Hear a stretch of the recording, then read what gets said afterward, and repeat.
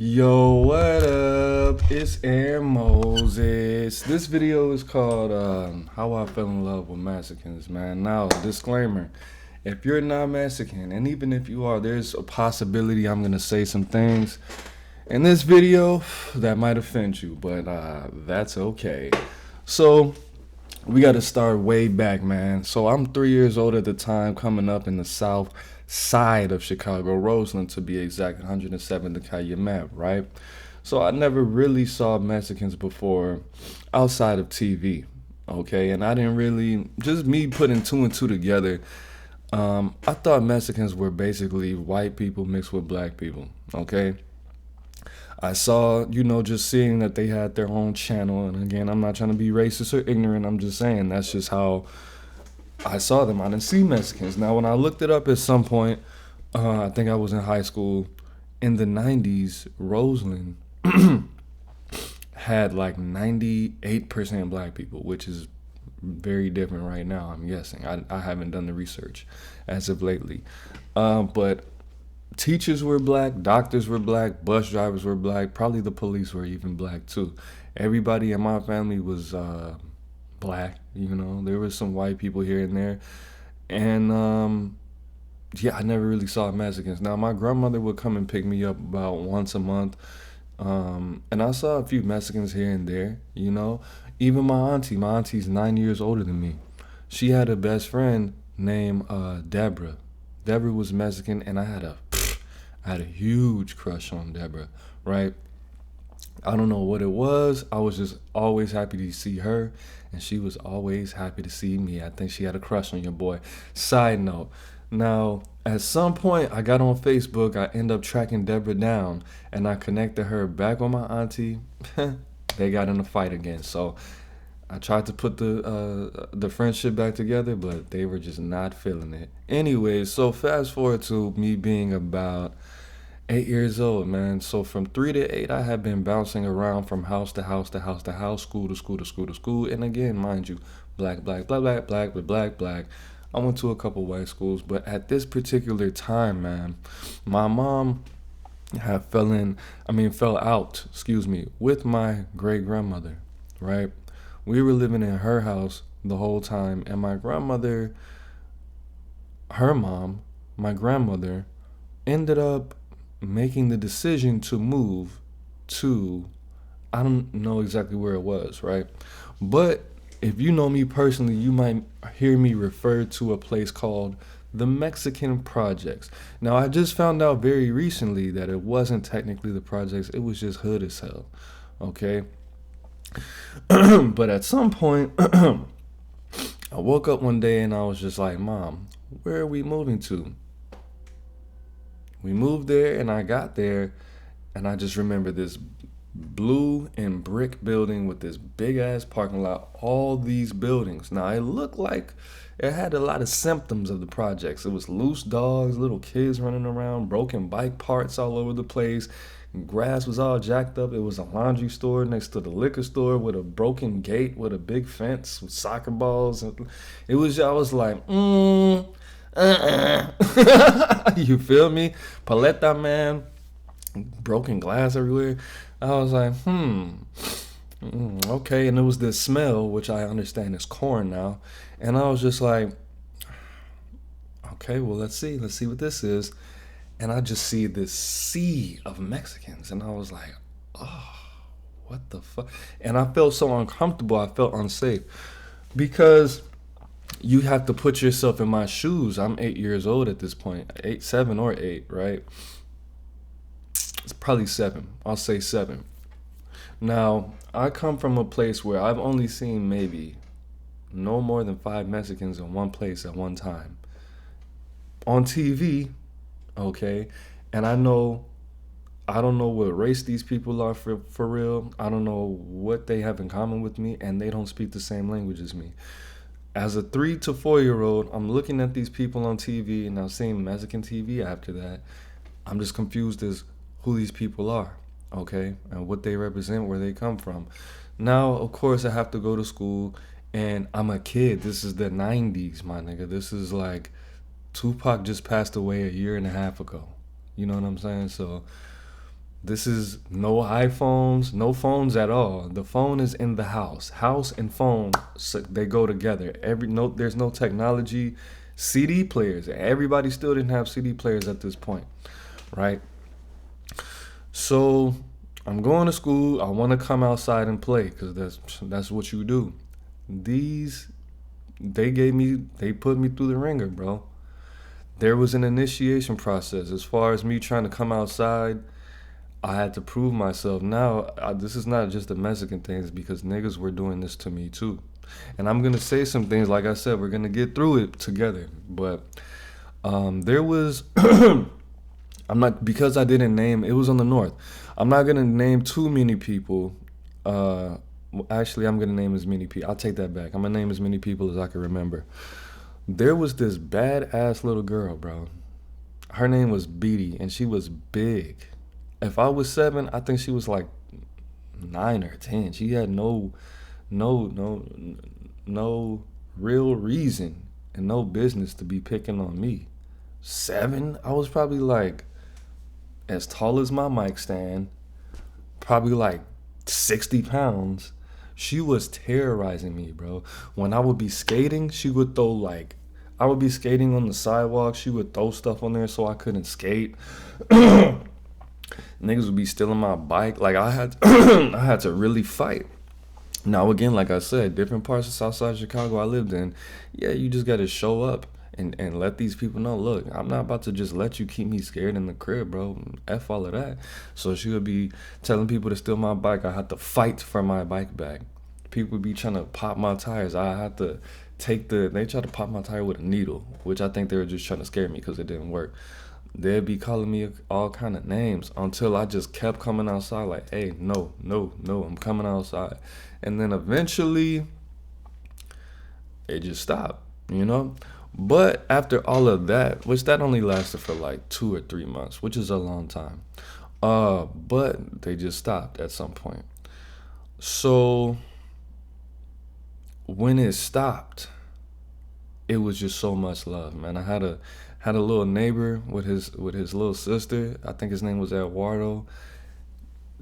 His family would always cook for me. After school, we would be kicking it. Man, we were playing soccer, dancing, eating, doing all kind of devious things, bro.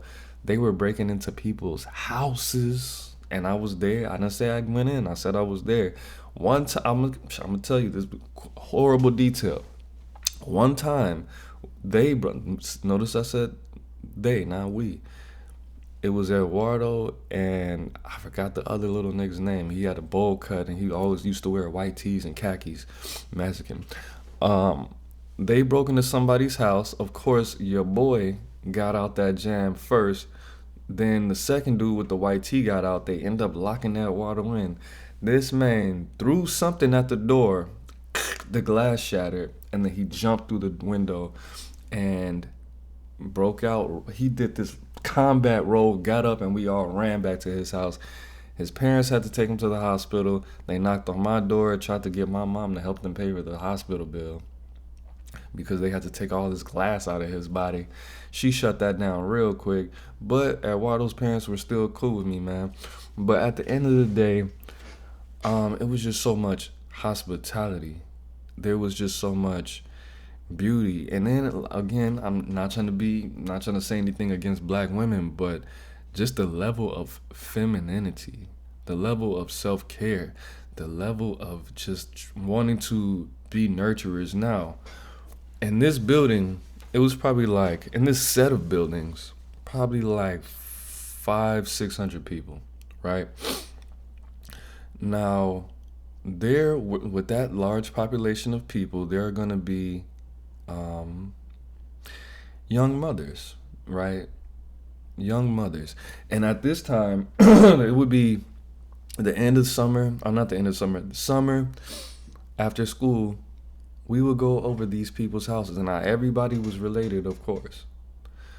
Just seeing the amount of care that these young women have for their children just really shocked me in a certain type of way, because I had young mothers in my family, of course, right? Of course, not because I'm black, but because I have a big family. I have like 60 cousins. Well, now probably 70 cousins, at the time like 50 something. A lot of uncles, well, not a lot, but a lot of aunties, definitely. A lot of uncles. And that's just on my mother's side. And my father's side is much bigger because my great grandmother has 10 children, right? So it's probably double, okay? So I have at this point 200 something family members that I can name or recognize by face. For real. It's a real thing. But to see how nurturing they were, how feminine they were, and how just overall pleasant they were to be around made me view women very differently. And at that point, it clicked. I gotta get me a Mexican wife because these women are just different. Now, again, I'm 7 and 8 years old. I'm not knowing that this little girl is like 14, 15, but because she has given birth, I could see in her face that she's not a grown ass woman. She's not like 30 something. But in the mind of a 7 to 8 year old, you think everybody that's over the age of 15 is 18. You know what I'm saying? So them just having conversations, knowing my culture, telling me about the not new Tupac, but telling me about Tupac and playing hip hop, and then trying to expose me to this. Even his name was Eric, the dude with the white tee and the khakis. It just came back to me. His name was Eric. Eric had a teenage mother as a sister as well. I would go over there. She would cook us food. You know what I'm saying? Just things being so pleasant, and just me feeling at home, and me just being able to walk down the street. Now, again, like I said, this is 97, 8, 9. So when my mom was not home, she did not allow me to go outside for like the first year. I think it was because the whole initiation situation.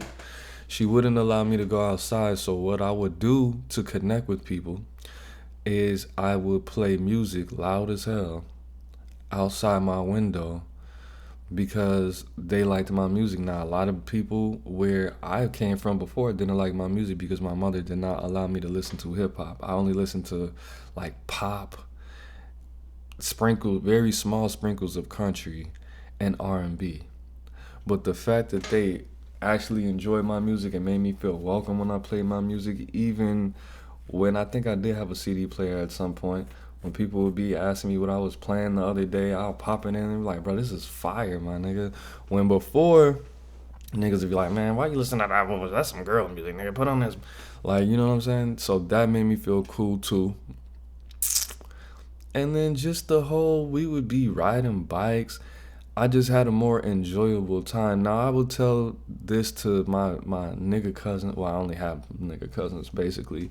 And they'll be like, cuz, it's not that black people are not like this. You was just around the wrong black people. And I was like, bro, okay, granted, I was around the wrong black people.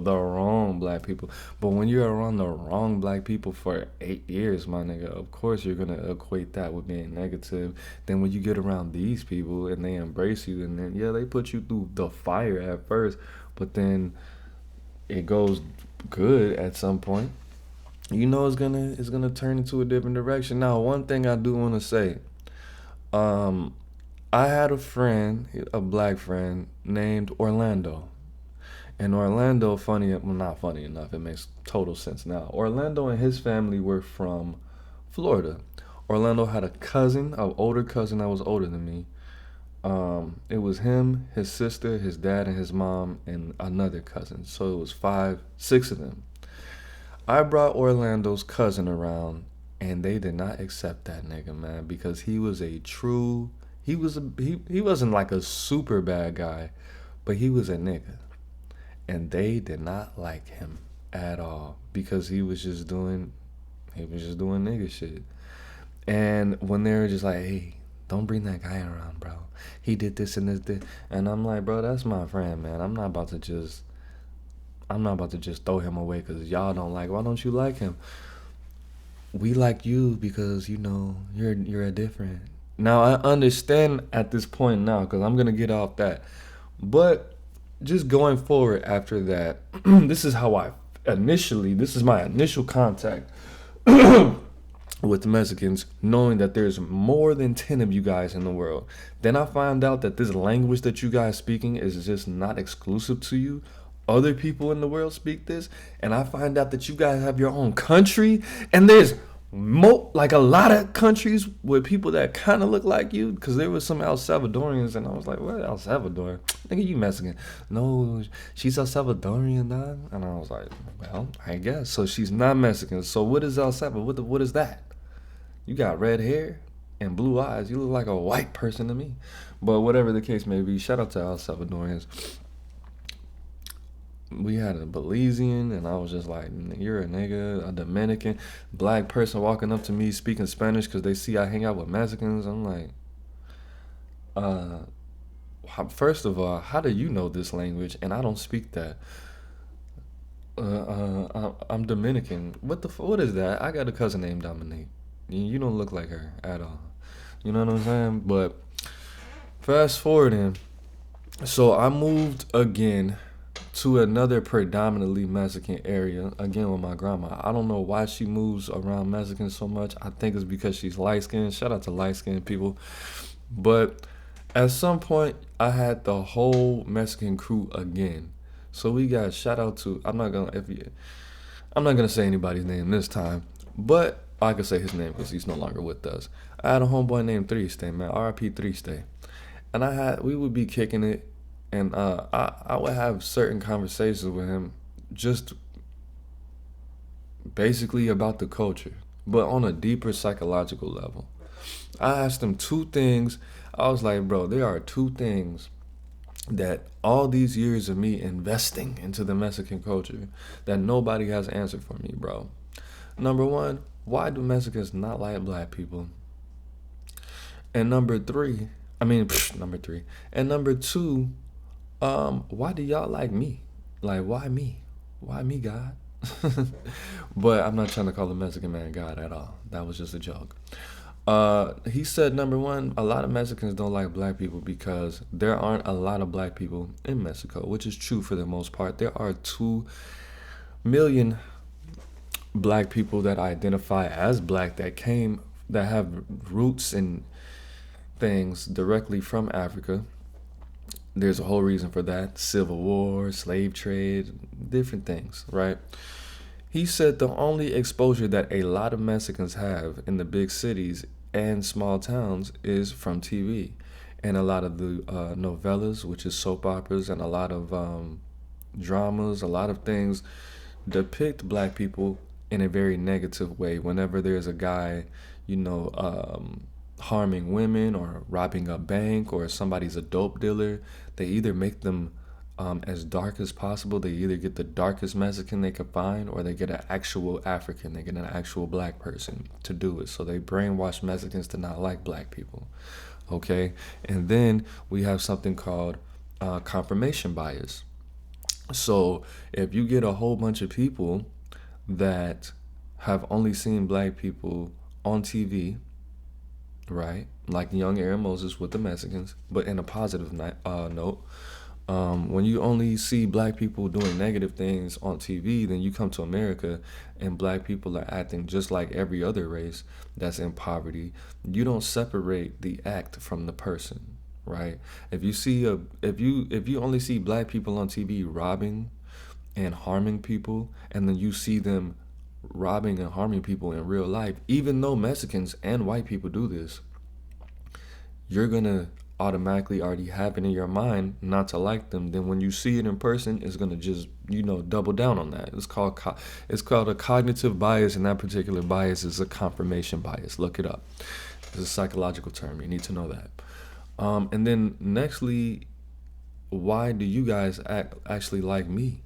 He said, because bro, you don't act like a regular. Well, how he answered it, he said this word for word. Now this was racist, but we were high, 9.9 times out of 10. He said, because bro, you don't act like a regular black guy. And I looked at him like, he was like, no, I mean, like, you don't. He was basically saying, I don't act like a nigga. I don't act like a typical nigga. I don't speak how I used to speak back then. It was a lot more clean. You know what I'm saying? I was very much so more well spoken. I carried myself different. I'm a lot more beautiful now because, I'm fine wine, baby. That's how it is. I was a lot more respectable. I always had a job. I always had a whip. I was always well spoken. And I just wasn't super nigga the fuck out. Pretty much. I always been a well mannered young man.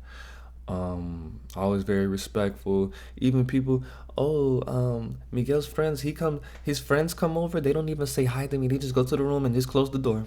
And they smoke in my house. And I was just looking at them like, your friends don't say hi to your parents. They just walk in your room and play the video game, smoke in your parents' house and just leave. And they make them food and they just send the dishes back like it's a fucking restaurant. That's foul. But I don't know. I'm not saying that. I mean, that was just his particular friends, but just me being just mannerable and just being a respectable, respectful young man, they just thought I was different. That's always been just having an interest in the culture, already knowing certain things, already knowing the do's and the don'ts and all kind of stuff. But not to say that I don't. It's not to say that I don't like black people. Just going back to what my cousin Quinn had told me, it's not necessarily that Mexicans are more hospitable or more accepting or more nurturing or anything like that. It's just you were around the wrong black people, which, yeah, I was around the wrong black people, but these Mexicans were in the same amount of poverty as we were, right? Even in that household, when we did live in the Mexican projects, which it wasn't the projects, I'm gonna just call it that for all intents and purposes, it was like 6 people in a 2 bedroom house. More than that, it was me, my mom, my uncle Jesse, my auntie, my grandmother, my granddad, and then we would have company sometimes. Who's company, Aaron Moses? This is company. My cousin Toya, her her son, her daughter, and she might have brought a nigga. So 10 people in the house at some point, possibly. Okay, it would be cousins coming from the south side. So it's gonna be at least 7 people in the house every day, every day. If I bring my friends, we're playing. What was out back then? Sega Genesis, PlayStation. I think came out at that point. It's like 10 people in the house, bro. It's 10 people in the house. Them inviting me places, the food, the culture, the music. These they weren't. But just everything was just more beautiful. Everything was more peaceful. Everything was more pleasant. Just going over everybody's houses and feeling like I was home everywhere. Feeling like I was, even though it wasn't safe, I felt like I was safe. Seeing them through all and they would do, look, not to just say Mexicans are the godly race of the people. They would do crimes too. Like I said, we were breaking in people's houses. These niggas were breaking into cars, bro. I've seen 11-year-olds break into cars, glass on the seat with a towel over it, driving cars down the street. I've seen small Mexican children get arrested by police, run away from the bike. We used to go inside of schools and just do crazy stuff. Yes, we were doing crime. Yeah, I was young, because that's a lot of them start young. Gang banging, young, 8, 9 years old. Gang banging, getting tattoos on their wrists, young. So it wasn't just this is heaven. This is Mexican heaven. Mexican heaven with your tortilla wings. No, it wasn't that. It was still jacked up. What else? All the teen pregnancies. Oh, and the homie, he was the little homie. I think he was like 6. His dad paid me like $50 in the 90s, my nigga, cash, to help him with his homework. Now this, at first I thought I was helping him with his homework. I wasn't helping him with his homework. His dad, well, he translated to me that he was like, he didn't do this. I'm telling you, this stack of paper was like this thick, right? His dad paid me to do all this nigga's homework. It took me like a week. He wanted me to do it in 4 days. I said, no, bro, I got my own homework. I can't do all of this in 4 days. I was like, well, if I take it to school, if I take it home, he was like, no, don't take it home. Just come here. And I was like, all right, you want me to come here every day and do this? I'm a kid. $50 is $50. Okay, run it. So that was cool too. They always had the good food stamps. That was a big reason why I named that song Mexican Laundry, not just cause my BM who's Mexican. Shout out to Mexicans. We had a we had like 4 laundry rooms, and it was still a laundromat that was always packed. So I was just like, but just seeing how I live, there's 6 people in my house, and that's not even the stereotype for black people. So imagine how many people were in their house. Funny enough, my friend Eduardo, they only had 4 people in their house. It was just his sister, him, his mom, and his dad. And everybody had a mom and dad. I don't think Eric had a dad, but everybody had a mom and dad. Eric's mom was kind of mean. I think it's because she worked hard, and her daughter was like 15 years old and had a 2-year-old and a 1-year-old somehow. And she was always cooking, always asked me, "Does it smell like caca in here? Does the baby smell like caca?" I'm like, bro, that's check on the motherfucker. Stop asking me. If you think the baby smells like shit, just check on the baby. Probably does. What you think I'm gonna do? Change the baby? No. No. And that was PlayStation, because that nigga had all the games. Eric was fresh, and he had the best bike in the whole hood.